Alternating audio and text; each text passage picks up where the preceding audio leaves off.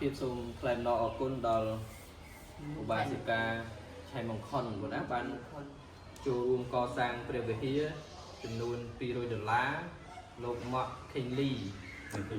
និងភរិយាចំនួន$100លោកអ៊ុនឡឹកចំនួន$100និងក្មួយស្រីស៊ីម៉ូនចំនួន$50ឥឡូវនេះមកបានទទួលបច្ច័យហើយក៏អរគុណញោមដែរបានប្រកេនបច្ច័យមកបច្ច័យ4ចំនួន$50ហើយប្រកេនលោកចាស់មកដែលលោកកំពុងសិក្សារៀនសូត្រនៅ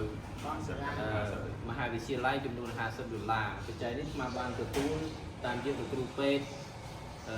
នុចនិងបាសិកាឈិញទួនណាបានទទួលហើយសូមប្រសិទ្ធពរជ័យសិរីមង្គលវិបុលសុខជួបកើតមានដល់ឧបាសិកាឆៃមង្ខុនព្រមទាំងបងប្អូនកូនចៅទាំងអស់នៅ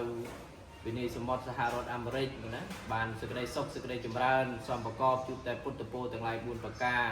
អាយុក៏សូមមានអាយុវែងបណ្ដាចាត់ចែងពោសម្បល់កាយល្អស្រស់គឺថ្លាសុខៈសុខកាយសบายចិត្តពលៈមានកម្លាំងកាយកម្លាំងសទ្ធាញោមប្រាថ្នានៅពរណាសម្បត្តិណាសូមបានសម្រេចដូចបំណងប្រាថ្នា